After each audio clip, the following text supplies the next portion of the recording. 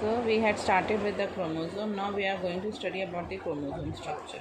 As already in 11th standard we had studied in cell division that in metaphase stage we can easily see the chromosome. They are very condensed form and therefore they are be able to easy to see. And we had seen that a chromosome is consist of two sister chromatids which are joined together at one point, that is known as the centromere. This centromere is also called the primary constriction, but it is known as primary constriction. And at this primary constriction, disc-shaped plate is present. Disc-shaped plate is present, which is called kinetophore. What it is known as kinetophore, and it is the place where the spindle fiber attached during the cell division. We had seen in the cell division that the chromosomes arrange themselves on the equator on the spindle fibers.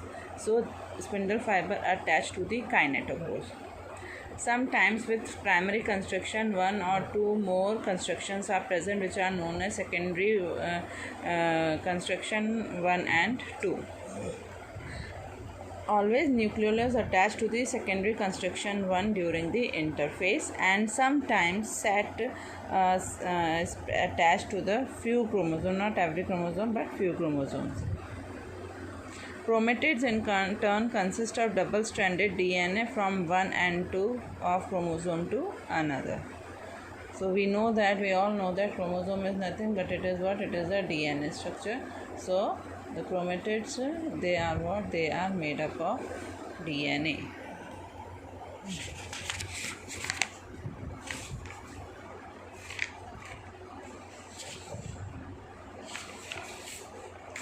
Now depending upon the position of the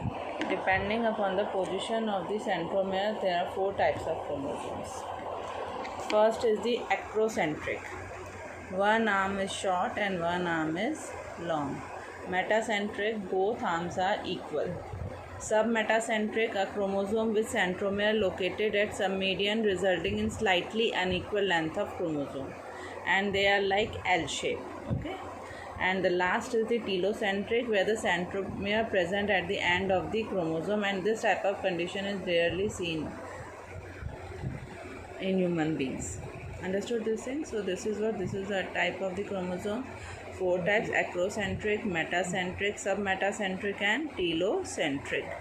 Now we will talk about the sex chromosomes.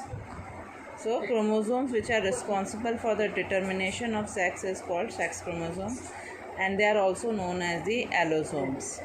X and Y chromosomes are the sex chromosome in mammals. X chromosome is longer than the Y chromosome, and X chromosome is metacentric, where both the arms are equal, and large amount of euchromatin and less amount of heterochromatin is present. Y chromosome is acrocentric, and small amount of euchromatin and large amount of heterochromatin. We had already studied in 11th standard. Euchromatin region has the large amount of DNA and highly active, and heterochromatin has a less amount of DNA and it is less active.